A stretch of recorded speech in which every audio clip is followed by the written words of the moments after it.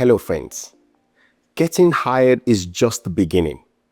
Now comes the real challenge, making a lasting impact from day one. The first 90 days are critical.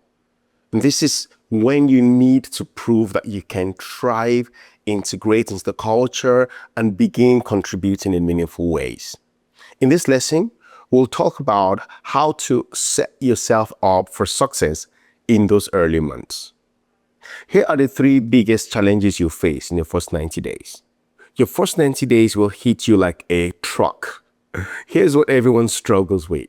First challenge, culture shock. Every big tech company has its own DNA. At Google, it's being googly, which means asking great questions and admitting when you don't know something. At Amazon, those 14 leadership principles aren't just posters on the wall. They literally use them in every meeting and performance reviews. You can't just learn these cultures intellectually. You have to live them every single day. The second challenge is tool overload. Remember your first day at a new job when you couldn't figure out how to connect to Wi-Fi? Multiply that by 100. Amazon has internal tools called Brazil or Apollo. Google has Mondrian and all sorts. Meta has their own entire ecosystem as well. You will spend weeks just trying to learn what acronyms mean, while everyone expects you to be productive immediately. Then the third challenge, the talent reality check. You've probably been the smartest person in the rooms, most of your entire career.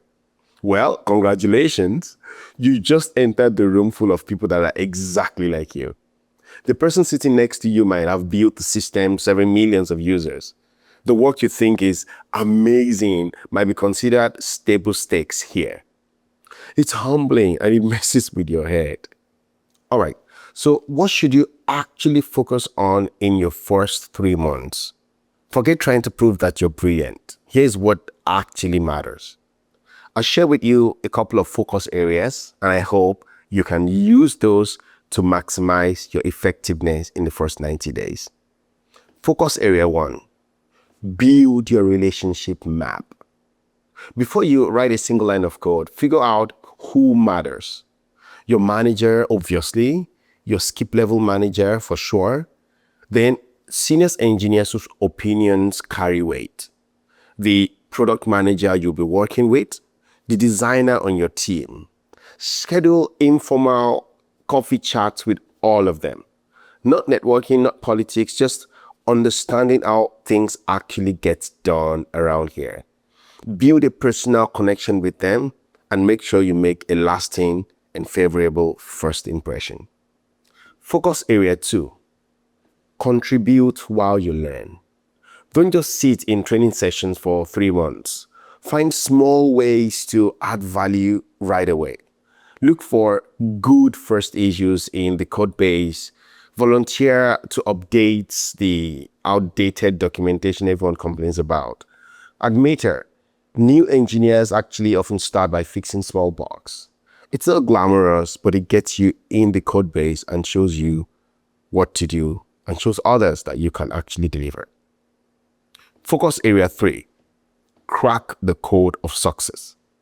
Every company has written rules and unwritten rules. At Netflix, if you're not giving direct feedback, you're failing. At Apple, if you're sharing information across teams without permission, you might get in trouble. Watch the people who are successful. How do they run meetings? How do they communicate bad news? How do they celebrate wins? Think about what they do that works and copy what works. Focus area 4, set up your learning systems. You're going to be learning constantly for the next several years. So start building the systems now. Create a personal knowledge base, such as join internal Slack channels and mailing lists. At Google, there are thousands of internal groups where engineers share knowledge. Jump in early.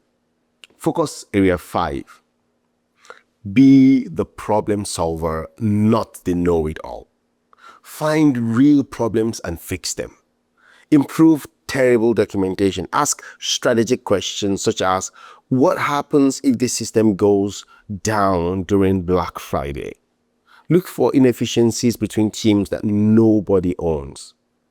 I heard that a Cuba PM built a simple bridge between engineering and design tools, saving everyone hours weekly.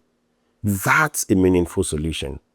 So you look solution oriented, not desperate if you take this approach. Focus area 6. Make others successful through strategic relationships. Understand what makes your key stakeholders win, such as your manager, your closest, peers.